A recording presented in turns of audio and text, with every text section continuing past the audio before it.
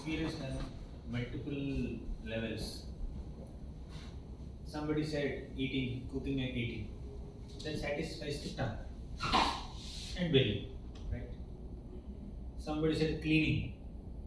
When your ambience is very clean and neat, that satisfies you because your mind is not clumsy. Because when you have very clean surrounding, serene surrounding, that calms your mind. That is satisfaction on the level of mind. He said, when I solve some big problem, when I crack some code to some bug, to remove that bug in the code, that gives me satisfaction. So this is satisfaction on intellectual plane, right? Somebody said satisfaction in service, selfless service. That also satisfies your emotions. Basically, satisfaction is experienced at multiple levels. One basic level is on the level of body or bodily senses. When my eyes see some very beautiful object, my eyes are satisfied.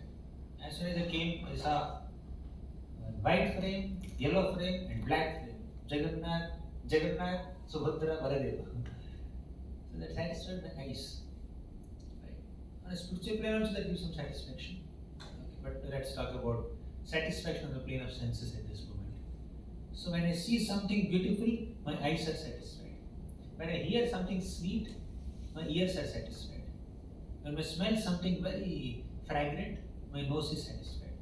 When I taste something very yummy, not yucky, so then my tongue is satisfied.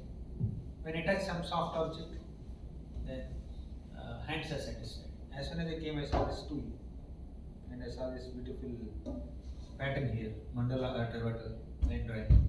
So this satisfied my eyes very much. Right? So this is satisfaction experienced on the bodily plane or on the plane of senses. But higher than that is satisfaction experienced on the plane of mind, emotions. When somebody speaks some encouraging words, some words of appreciation, some genuine expression of their feelings, they are concerned about you, they care for you, they love you, they assist you in something, they value your emotions, they value your feelings. So when you meet such people, your mind is satisfied, the emotions are satisfied.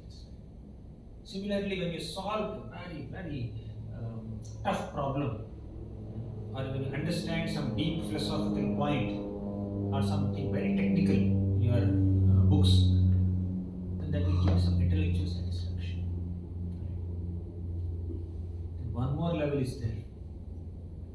When somebody said promotion, I get promotion. Now I am like say general clerk or normal manager. I become general manager. I become that's a promotion. That gives me a sense of dignity. From general manager, you just go to some higher senior manager position, or you become company CEO, or chief minister of the state, or prime minister of the country, whatever. When you push yourself in the hierarchy, when you get great status, when you get a greater sense of identity for yourself, a respectable role, then ego is satisfied. And all these 4 levels of satisfaction that we discussed, satisfaction on the sensual plane, mental plane or emotional plane, or intellectual plane and egoistic plane, all these can have positive and negative sides of it. Like when I eat something, my tongue is satisfied. But that satisfaction is positive satisfaction only when what I eat is suitable to my health. When you eat something, tongue is satisfied, but you get ulcer, gastric, indigestion, or something else, some other problem within the body, then that satisfaction is not actually satisfaction. That will give temporary, momentary satisfaction of the tongue, but it will spoil your health over the long run. There's a negative side of it. Similarly, when you are seeing something, when you see something beautiful, eyes are nice. But searching for some material beauties, if we become exploitative, if you become very offensive, if you become very selfish, that that pursuit of the eyes to search for some physical material beauty actually becomes a source of dissatisfaction more than satisfaction. Getting right? There are negative sources of satisfaction, there are positive sources of satisfaction. Good, healthy food is a positive source of satisfaction for the time, but very unhealthy junk food is a negative source of satisfaction for the time. Similarly, all senses. When you hear a pleasant sound, it satisfies your ears. But you keep on putting your earpods or AirPods in your ear for hours together, they're hearing, your ears will get spoiled. That so-called satisfaction will make you completely collapse or you will get dissatisfaction. Right? So, satisfaction experienced on the level of senses and body has a limit, and there is a positive side to it definitely, but there is a negative side also. Same thing with emotions also. In our heart, there are multiple types of emotions. Some are positive emotions, some are negative emotions. Tell me some examples of positive emotions. Love, very good. Anything else? Gratefulness. Gratitude, next. Love, gratitude, happiness, joy, next. Any positive emotion? Satisfaction. Right. Yeah.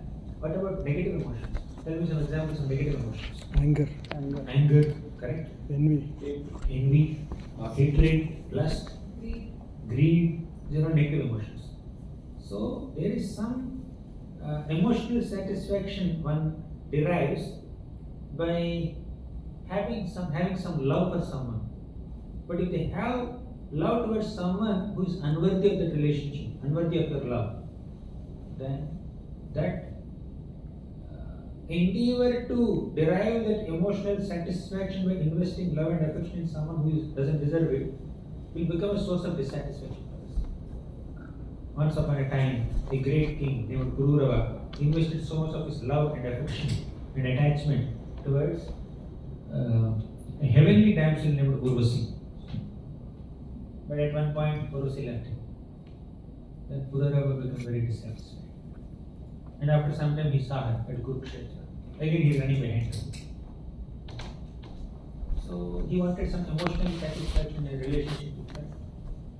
And after she agrees, then he wanted some physical satisfaction also. Sensual satisfaction in a relationship with her. So that satisfaction only frustrated him over a period of time. Right? So there is a positive part of a relationship where you feel encouraged, you feel valued, and you get some kind of emotional support positively, but there's a negative part of it also, negative side of it also, where people have very deep and very disgusting emotional outbursts. They become exploitative or they become exploited in that relation. So there's a negative side of emotional satisfaction also. Similarly, intellectual satisfaction. When you solve a problem, your intelligence is satisfied. But problem is, when you try to solve a problem just to defeat someone else, that intellectual satisfaction becomes egoistic satisfaction. Right?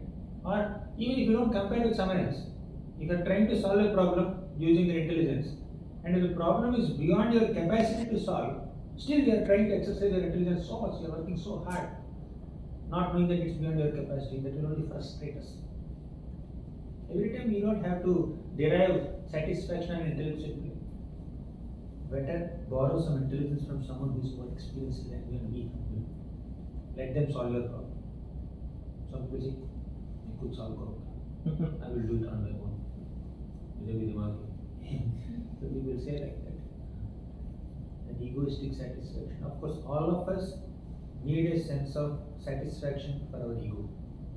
You know what is ego? Ego is not a negative word, although it is popularly used in a negative sense. Ego is not a negative word. Ego basically means an identity, a sense of identity. All of us need an identity. Many of your students, some of your working professionals, some are men, some are women. Many are Indians. There are many Americans outside. So some are practicing bhakti. Most of you are practicing bhakti. They are devotees. That's another identity. Like you have multiple identities. Everybody needs a sense of identity. You go to airport, they ask identity card. show your passport, show some identity card. Everybody needs an identity. That's so deriving some satisfaction in a sense of identity or ego is a mandatory item, is a basic necessity for any living being, any human being specifically. But if you take pride in that sense of identity, it becomes false ego. Right? False ego is like there's some inflated sense of identity. Right? People take so much pride in one's roles and designations and identities in this world. They look down upon others who are not as great as them in the hierarchy. That is false ego. But this false ego can manifest not only in a sense of pride or superiority complex, this false ego can also manifest in the form of inferiority complex or envy. When someone has a better identity or designation or position than you, you look at them and you feel insecure, you feel very bad, you feel a sense of inferiority complex.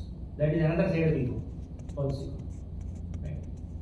So we discussed 4 levels of satisfaction. Satisfaction on bodily plane, first. Next, mental plane or emotional plane. Third, intellectual plane, problem solving, discoveries, inventions. Right? Fourth, plane of ego.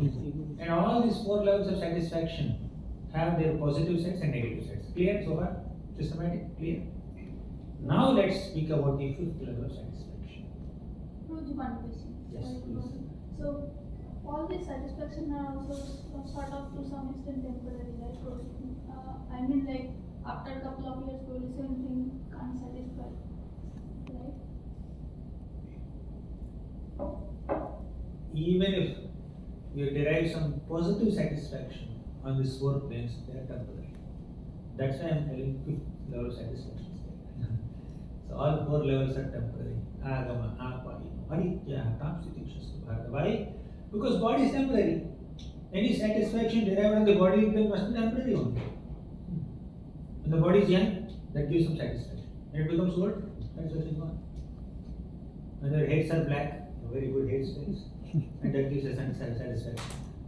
And people's hair start going slowly, half, 1/4, half, full, and only Shikha is left at the very behind. That's another type of frustration. Or it is not falling, but it's becoming grey, white, pure white hair. Right? People want to put some black there. And some people who have dark skin, they want fair skin. And some people who have fair skin, they sleep under sun to get some brown skin. Right?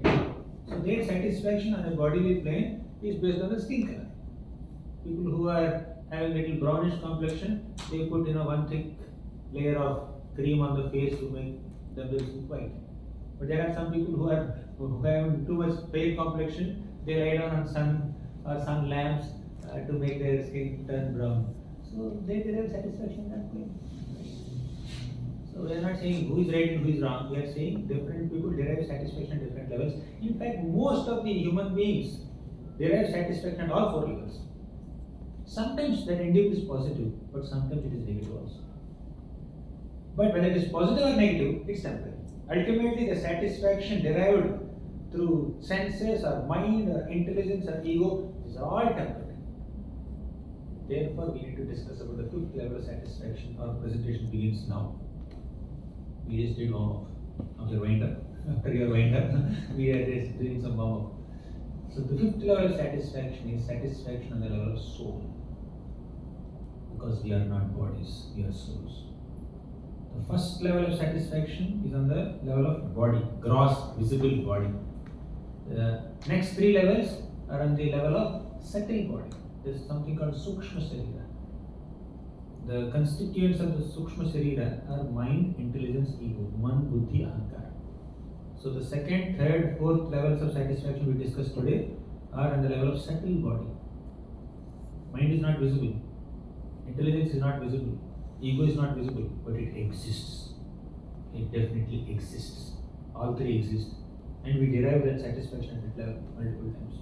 And sometimes they are so intermingled to each other. your intellectual satisfaction could actually be subordinate to your egoistic satisfaction. The mental satisfaction or satisfaction you are trying to derive on an emotional plane could actually be another shade, another facet of egoistic satisfaction. In the name of seeking emotional satisfaction, many people seek egoistic satisfaction. Right? People find satisfaction of emotions in their sense of identities. Means they are trying to find emotional satisfaction in the egoistic satisfaction. So these three levels, satisfaction level of mind, intelligence, ego, are so intermingled and interconnected, intertwined with each other that we sometimes cannot differentiate. Right? But whether you differentiate or don't differentiate, ultimately it's temporary. No material position or designation is permanent. No satisfaction derived from an emotional relationship with others is permanent. At some age, at some stage, people may have some love and affection for each other so much. 10 years back, you must be having a very close friend, your neighbor, but now very simple, very cheap. In our childhood, in our kindergarten, when we were 5 or 6 years old, we must have had very close friends. But time separates all of us. The satisfaction derived in such friendly relation with our neighbors, with our classmates at some age may not be permanent throughout the life, right? But the fifth level of satisfaction, which is a satisfaction on the level of soul or spiritual satisfaction, is very high. That's permanent. So let's recite a shloka in this connection. Savai pumsam paro dharmo Savai pumsam paro dharmo yato bhaktiradhokshaje ahaituki apratihata yayatma suprasidati Savai pumsam paro dharmo. The supreme dharma of every living entity is bhakti unto Krishna. Here Krishna is described as Adhokshaja.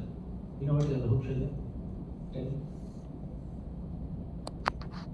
Who cannot be perceived with our senses. Correct. One who is beyond the perception of senses.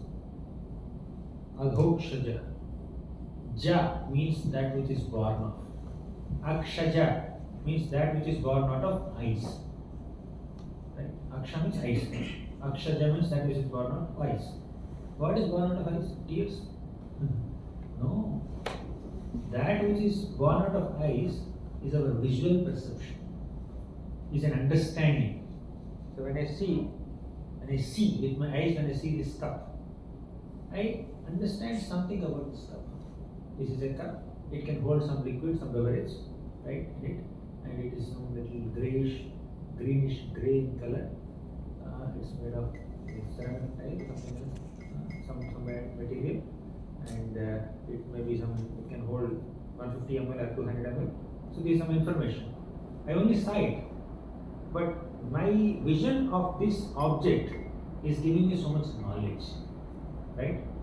That's why these 5 senses are called Jnanendriyas, knowledge acquiring senses. When I see something, I am acquiring some knowledge from my vision.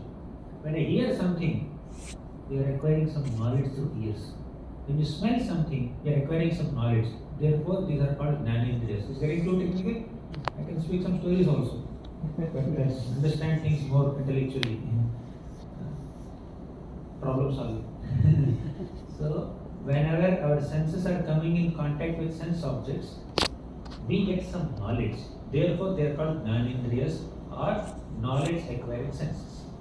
So, Akshaja means that which is born out of sense perception. Or when I see something, the knowledge that comes out of that sense, that visual perception is called Akshaja.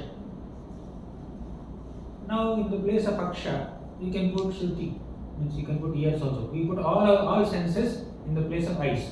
So, whenever your senses come in contact with some sense objects, you acquire some knowledge. But Adhokshaja means that which is beyond the perception of senses. That is Krishna. Means your material senses cannot perceive or understand the divinity of Krishna.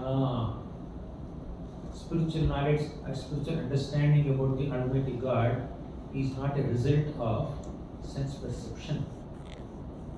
It's not a result of research. It's a result of revelation.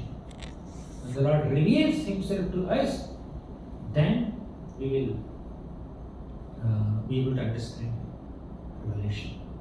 Atah Sri Krishna Namadi Nabhavit Grahyam Indriyaihi Sevonmukhehi Jihvado Swayameva Sparatyata. How many of you know this shloka? Just a couple of you, right? So, Krishna's name, form, attributes, His position, His power, His greatness cannot be understood by our senses. But we can understand Krishna only when He reveals Himself. When will He reveal? Sevonmukhehi Jihvado Swayameva Sparatyata. When we engage our senses in seva of Krishna, means when we utilize all our senses in serving the Lord and His devotees, then Swayameva Sparatyata, the Lord Himself will reveal Himself to us. Right? So Lord will come and reveal, this is knowledge about me. If you want to understand God, serve God. As simple as that. And that satisfaction we derive in our relationship with God or Krishna is called spiritual satisfaction, the fifth level of satisfaction. Is it clear so far? 4 levels we have seen. They are all material levels. One is gross level. Actually, gross level has five senses, right? So these 5 types of satisfaction, satisfaction of eyes, nose, tongue, etc. That's on a material plane. And 3 types of subtle satisfaction. That is mind, intelligence, and ego. And beyond these 5 gross and 3 subtle types of satisfaction is the spiritual satisfaction on the level of soul.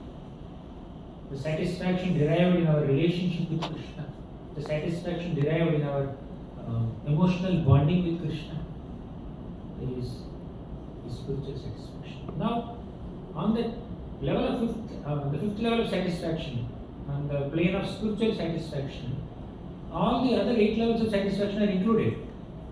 Right? What is ego? A sense of identity.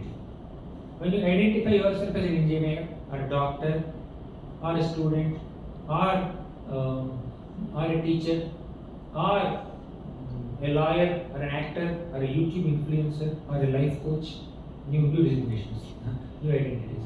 So when you derive satisfaction from these identities, that's temporary. But what is our permanent identity? No? Anyone knows our permanent identity, eternal spiritual identity? We are souls, we are part and parcels of Krishna. We are amshas of Krishna. We are servants of Krishna. We are children of Krishna.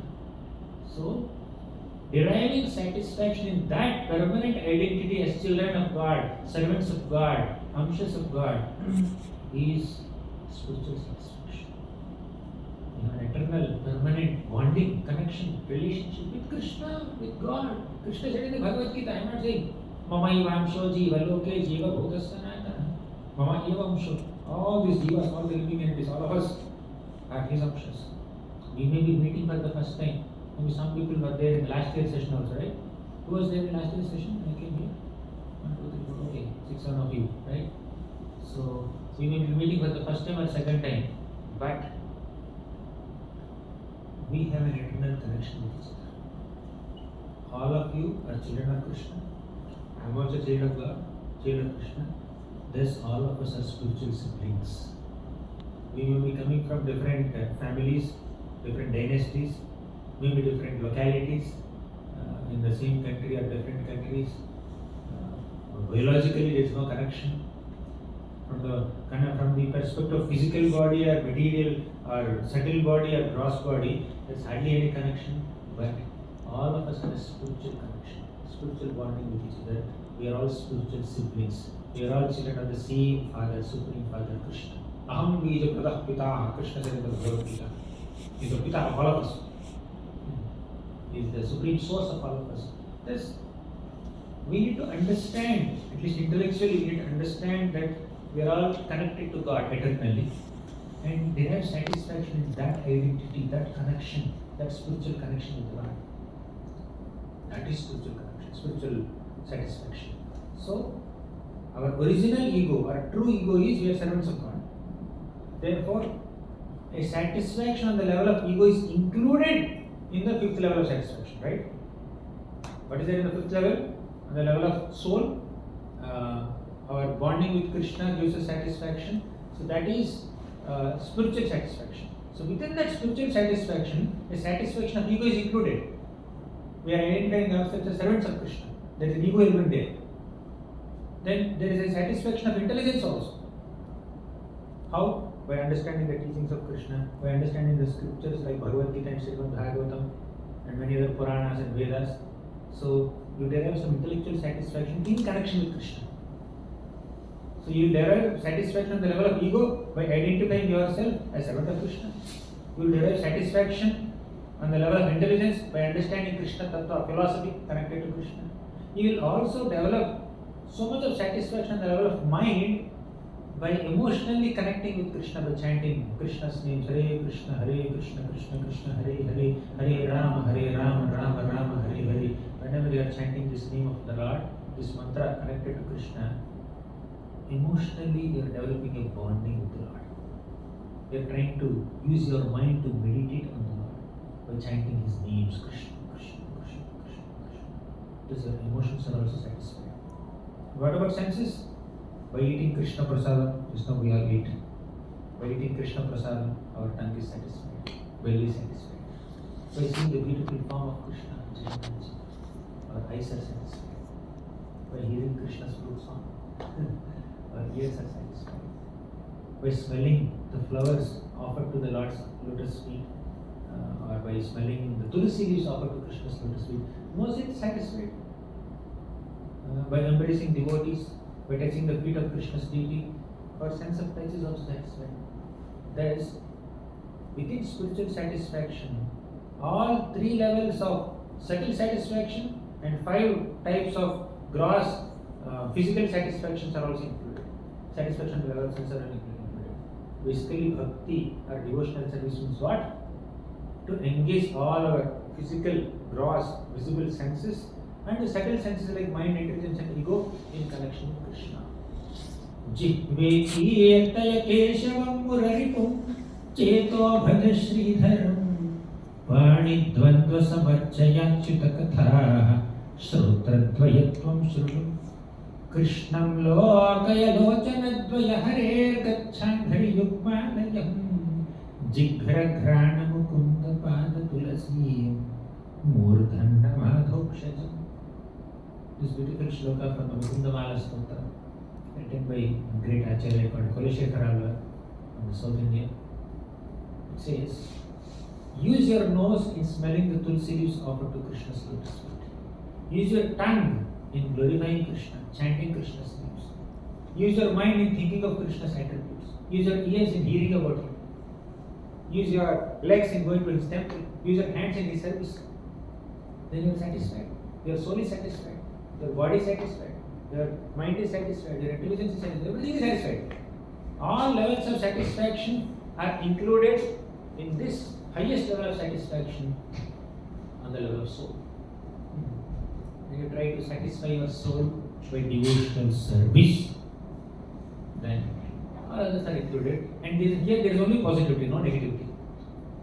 When I am trying to derive some emotional satisfaction in some relationship, sometimes it is positive, sometimes it is negative also. But when you are trying to satisfy your emotions in relationship with Krishna, there is only positive, there is nothing negative there. So this is the satisfaction that all of us aspire for. So coming back to this shloka, next number 1.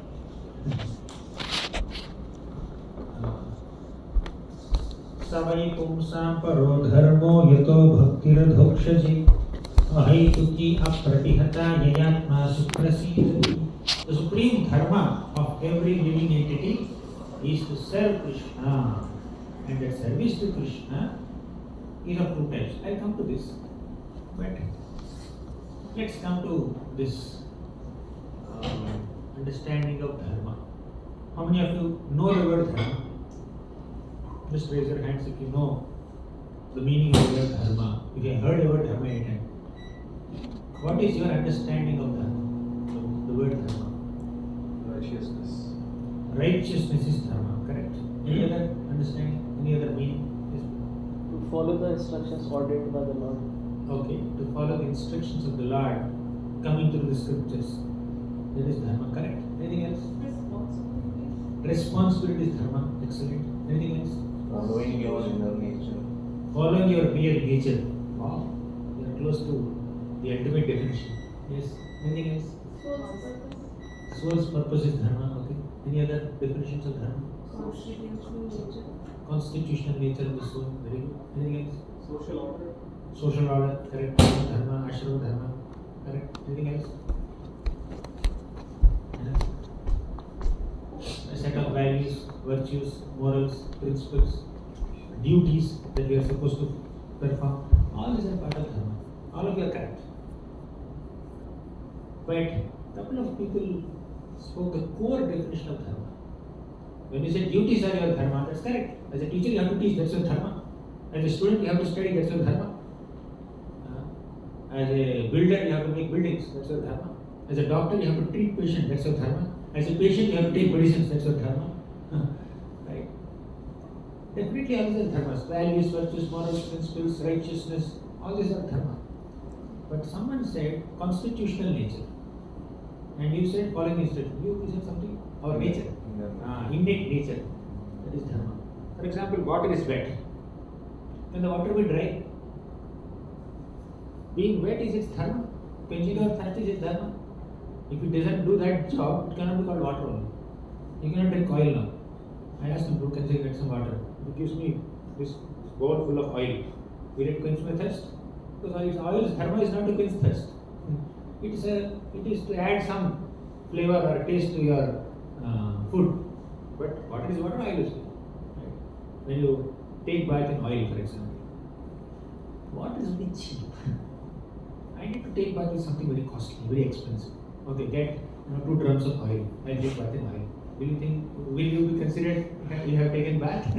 Right? Or you take bath in ghee or petrol or kerosene, right? Which are more expensive than water, right?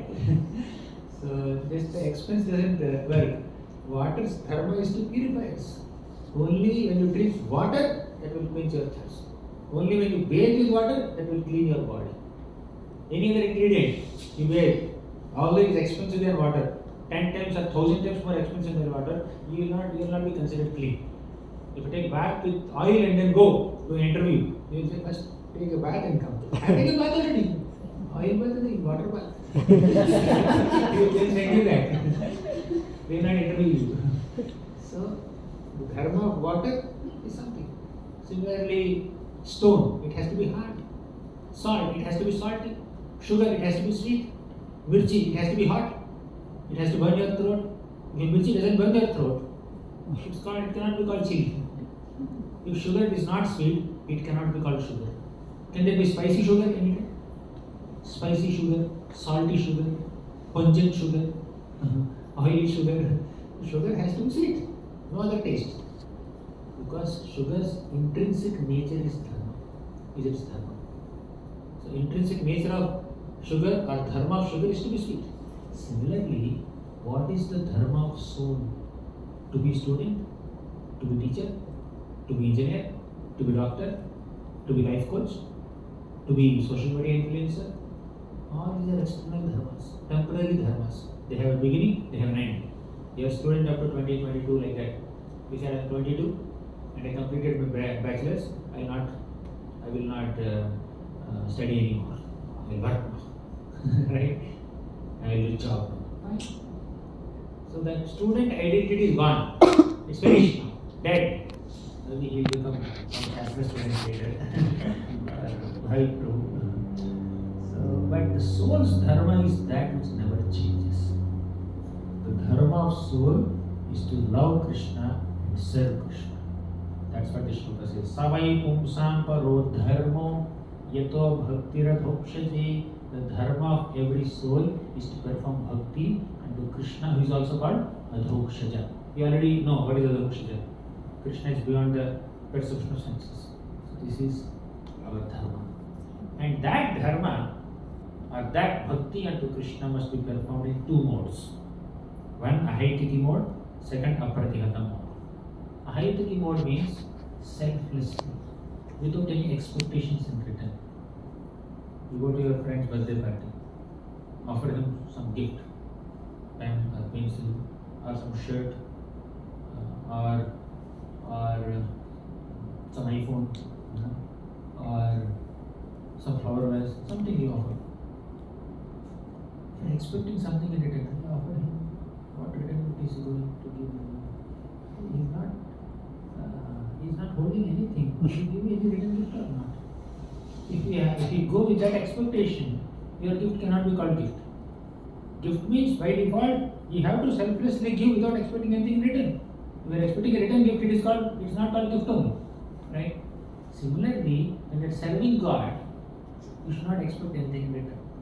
Most people come to God to break a coconut, to go around the temple 11 times, or to offer some they bow down in front of the deity, offer prostrated obeisances 11 times, or 21 times, or 108 times, and they expect a car, a bungalow, a rank in exam, or a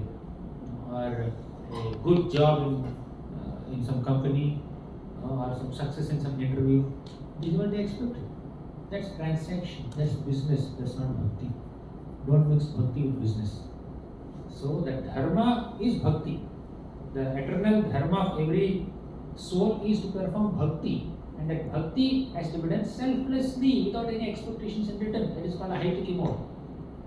Then second is apratihata mode, means seamlessly, without any interruptions, without any inconsistencies, without any irregularities. Today I chant Hare Krishna, Hare Krishna, Krishna Krishna, Hare Hare. Tomorrow I will not chant. Today I will do some service. Tomorrow no service. Chutti. Today I will take darshan. Tomorrow no darshan. Today I will hear some katha class. Tomorrow no class. Of course, circumstantially we take some breaks. That's important. But there is a regularity. There should be a consistency in our spiritual practices. So when there is consistency in our spiritual practices, and when there is selflessness in our spirit, then yayatma suprasidati, then atma, soul is completely satisfied. We will attain the fifth level of satisfaction.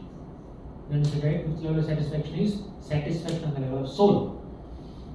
For the soul to be completely satisfied, you need to perform bhakti unto Krishna, knowing that this is my eternal constitutional position, this is my eternal engagement, and I have to do this service to Krishna without any expectations, selflessly and consistently. Consistency and with pure intentions, without any ulterior motives, without any selfish motives. Then we will get complete satisfaction of the soul. Fine? I completed my session. Any questions, comments, objections? When we are selflessly like doing service for Krishna, right? Like how do we make sure that we are not being taken advantage of, or like How do you make sure? we are not being taken advantage of or something? How do we make sure that Who is taking advantage of you? that's what I know there's some like something of expecting in return, but still like I mean, who we is the are not question mark? tired. You got tired.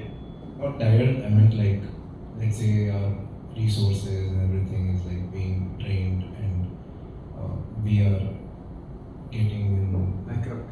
something like that. Yeah. Yeah. He's How do we make sure it doesn't happen? He is the husband of Lakshmi. How can you be bankrupt? Basically, the resources which are getting drained are temporary resources. Money is temporary, power and position are temporary, influence is temporary, body itself is temporary.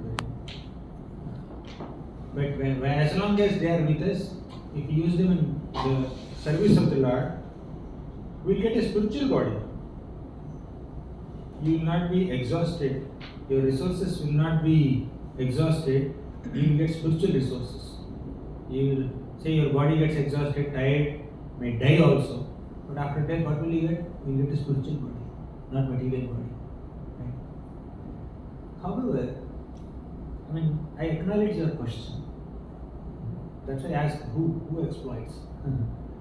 Sometimes, in the name of service to God, in the name of spirituality, there are some pseudo spiritualists who exploit common people.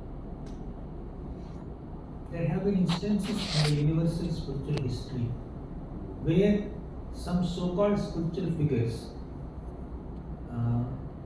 inspired some innocent people to render some service in the name of service to God, and they exploit them.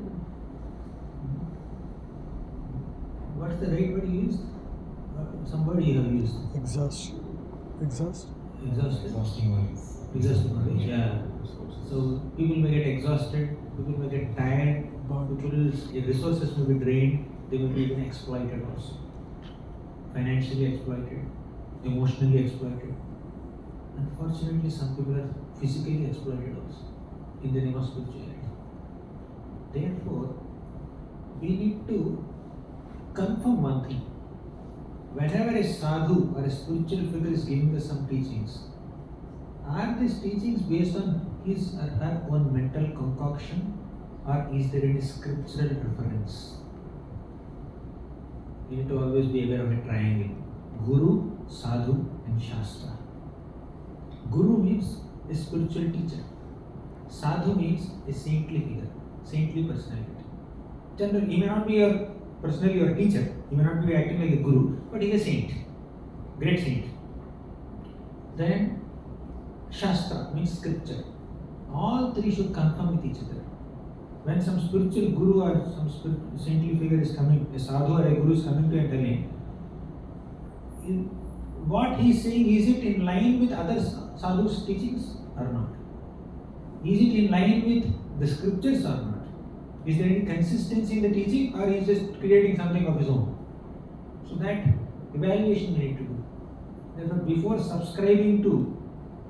before purchasing a phone, you will check the specifications, right, on Amazon. You may even compare 2-3 gadgets. You take one model, iPhone, you take Samsung phone, you take MI phone, Redmi, what else? Motorola. There are multiple brands, right? You keep comparing their specifications. Is the RAM, is ROM, then screen size, resolution, what else? I don't know much. So you keep comparing them and you make the right choice. Similarly, when I subscribe to a spiritual path also, you need to see, first thing you need to check is, does it have any scriptural reference? Whether what this person is saying in the name of spirituality has some reference in a scripture or some concoction. So once the reference is given, I am speaking from Bhagavad Gita, I am speaking from Srimad Bhagavatam, I am speaking some so and so Veda or Purana. Right? It's like this. When they give some authentic reference, bona fide reference, then you can be assured that they are giving right teachings. Then you can subscribe. Then you can follow. Then you can serve selflessly. Then there is no exploitation. But that does not mean you keep on doubting everybody. Because while doubting everyone, evaluating everyone, you may lose your life also. Whole life, whatever 50, 60, 70 years you will go in, you're figuring out who is the right person only. If you are sincere, the Lord will show us the way. If you sincerely, eagerly want to follow a spiritual path, then the Lord will show the right way. Definitely. He will bring us in contact with the right people, even without your so much of endeavor. He will bring you to a bona fide and authorized person. That is the speciality of spiritual path. We are not alone on the spiritual path. When there is sincerity in a spiritual seeker, all guidance will come from the super soul Paramatma. I am sharing all this with some experience of seeing others and personally also experiencing it. When there is some sincerity, they will show, we will be given that way. And then at least you can just try, attempt to serve, see for 6 months or 1 year. If you find some exploitation, then you can withdraw. Oh, I think this is not the right path. Right? So we need to philosophically evaluate things. not the sentimental, then we can protect ourselves from exploitation. Thank you. Any other question, comment?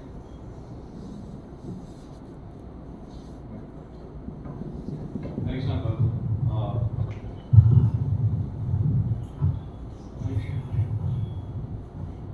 Thank you for explaining the levels of satisfaction, Prabhuji. One thing that I've observed in addition to all this levels of satisfaction, when we practice seva, when we try to satisfy intellectually, physically, there is some level of reciprocation from the other side as well. Like for example, when I think about the love I share with my mom and dad, it's very organic because there's some acts from both ends where it comes without having to study or being taught because it's pure. So when we are trying to practice some fraction of this with Krishna, can you explain from the side of reciprocation as to how we should be more aware and conscious about Krishna's reciprocation so that we can enjoy this relationship more? That's a wonderful question. I really thank you and congratulate you for this thought process and asking this question. This reciprocation is definitely a parameter that evaluates our satisfaction in spiritual life. Right? When we will get reciprocation from the Lord in various ways, then we'll continue on the path. But when there is no reciprocation in any relationship, we are not inspired to continue. But how do we understand whether Krishna is reciprocating with us or not? Let me begin the answer by saying that we need to invest some faith. Yeah. Oh, I have no doubt he's reciprocating. I'm asking for help as to how we can identify or be more aware as to the forms or the practice in which he reciprocates. Because most of the time, when we have reciprocation through like sight, hear, senses, with Physical. Krishna, Physically perceivable. physically perceived, correct. So with Krishna, how should we be more aware to understand how much he's doing back for us so that we can enjoy the relationship? See, spiritual parameters cannot be evaluated in physical material terms, Agreed. right? So, because Krishna's reciprocation is spiritual, we can perceive that reciprocation on a spiritual plane. And how is that? You see how much he is facilitating your spiritual practices, how much he is clearing the obstacles on your spiritual path, how much love and affection and care and concern he is showing upon you through his representatives, the devotees. You see how much you are feeling satisfied, genuinely satisfied at heart when you are hearing Bhagavad Gita, hearing Srimad Bhagavatam, and hearing all the scriptures.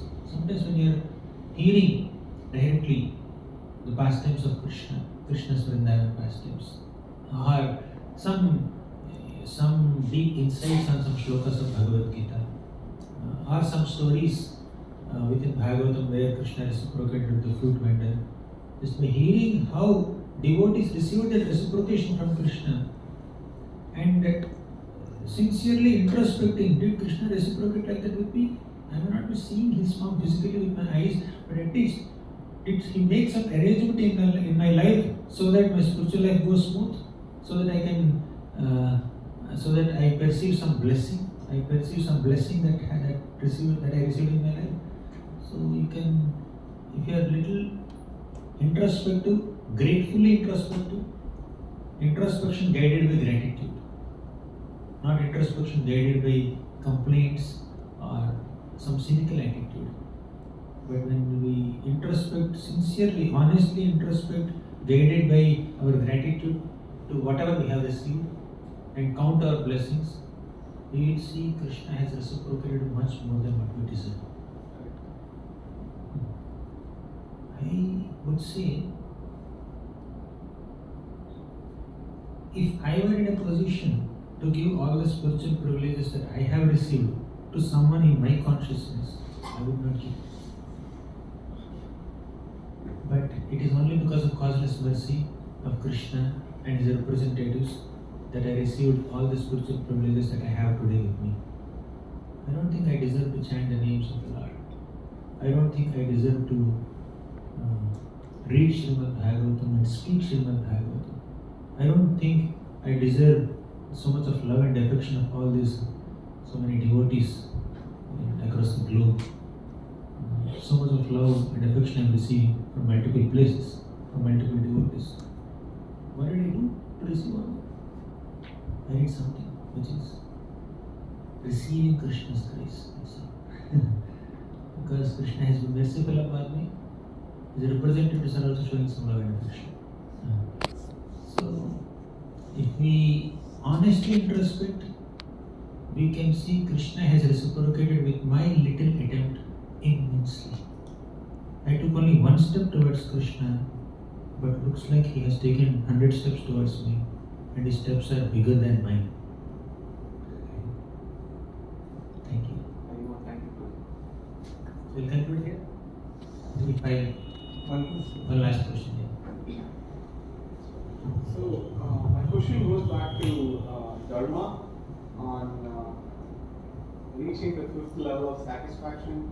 We do spiritual service to Krishna, and you said the fifth level, it satisfies our soul.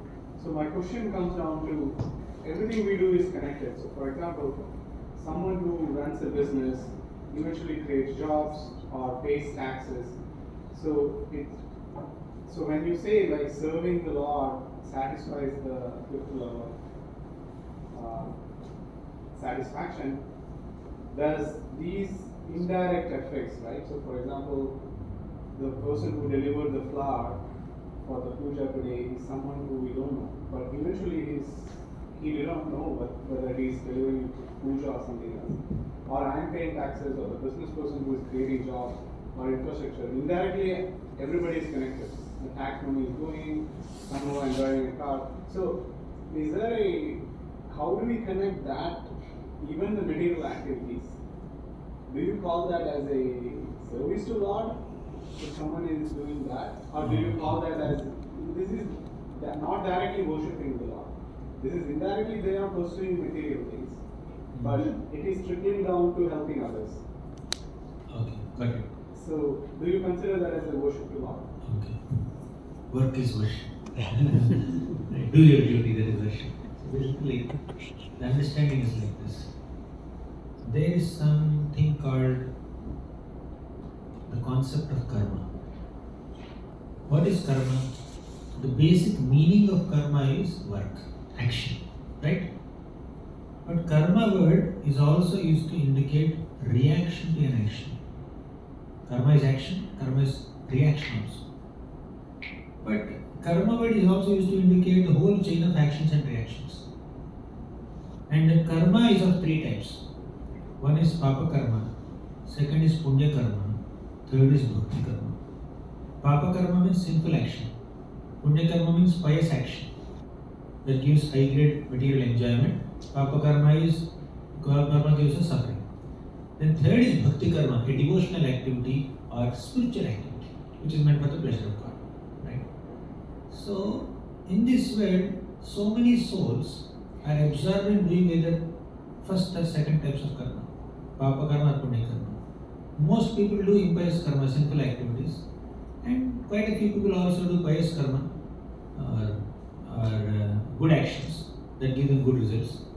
But very few people do bhakti karma, spiritual activities, which are completely on the selfless mode.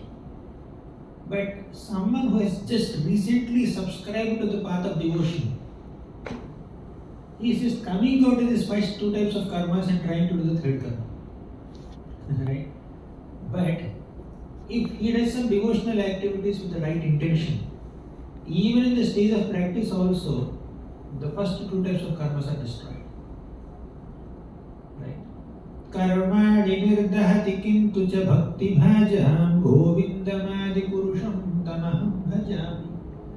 So, when we take to the path of bhakti, our karma is destroyed. Means our pious baggage and the impious baggage. Means the sinful reactions and pious reactions, they are destroyed. It will become devotional activities. So on the level of first two types of karmas, good karma, bad karma, all this paying tax, many things that are happening around us, they are all happening on the level of karma, pious and impious activities. They are more transactional, not spiritual. But only when we begin to worship the Lord or serve the Lord, our actions will become more spiritual. Will become more spiritual.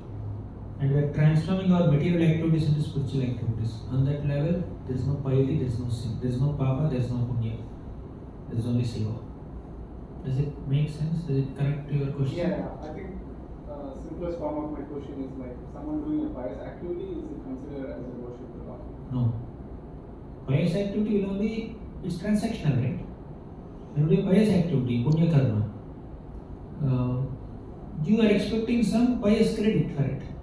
And using the pious credits, people go to heaven and enjoy there. Once the pious credits are over, they'll come around to the earth. Kshine punye martyalokam yushanti. Bhagavad Gita says. Kshine punya means your punya, your pious activity, pious credits are reduced, are exhausted. They'll come down to martyaloka, this material world. But on bhakti plane, it's not like that.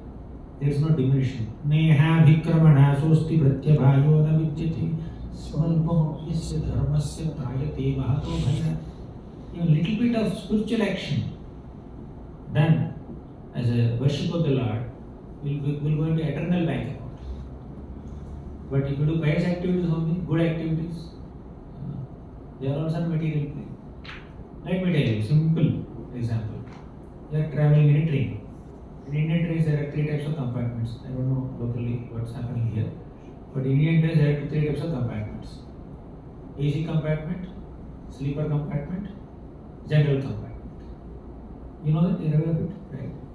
So, general compartment journey is very austere, right? So anybody can get in. You cannot, you may not get seat. Even if you go for toilet, it's very difficult to go also. But even if you go, by the time your seat is occupied. Sleeper compartment, you have a reserved seat, but still it may be hot. But AC compartment is more comfortable, little more clean, it's cool, right? But just because you are sitting in AC compartment, will you reach the destination faster? Huh? Yes? No. Your journey may be comfortable, but you will not reach the destination fast. But when you are sitting in a flight, in 1 hour you will reach. You can skip 10 hours or 15 hours of journey, you can reach in 1 hour only. You are sitting in flight. So bhakti is like journeying in flight. Sitting in AC compartment is like punya karma. Sitting in general compartment could be like papa karma. Not exactly. So papa will take us to hell, punya will take us to heaven. But both heaven and hell are in the universe only, in the material world only. They are not beyond the world. Only Vaikuntha, Goloka, is beyond this material. Some activities in spiritual pious, right? For example, constructing a temple, opening a farm. That is spiritual Do activity. you consider that as a pious one or? Depends on the intention. Good That's what question. my question is around the consciousness. You could do anything and still connect it to that. Correct. Good. So I didn't get the clarity of this yeah. question, but this is a very good question. The When you consciousness- construct a temple, what's your intention? What's your purpose? You want to please God, or you want to get some pious credit for it? Some people donate to the temple, thinking that they will get some punya. With that punya, they will go to Swarga. If that is a motivated offering, then we'll be in this material realm only. Without any expectations in return, selflessly, just for the satisfaction of the Lord, if you construct a temple, you will go to spiritual world. Okay. Thank you very much. Yes, last question. You mentioned about bhakti and outwardly bhakti.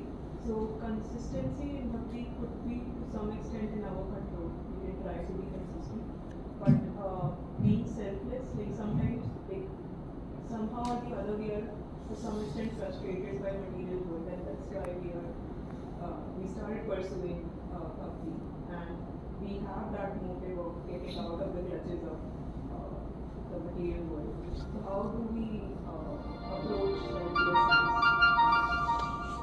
Shall I tell you one secret? Open secret. if your bhakti is if your bhakti is apratihata, it will eventually become ahituti also. Means, if you perform bhakti consistently, your intentions also will be purified sooner or later. Let me give an example. Dhruva Maharaj, he performed bhakti, chanted Om Namo Bhagavate Vasudevaya. What was his intention? Gain the kingdom.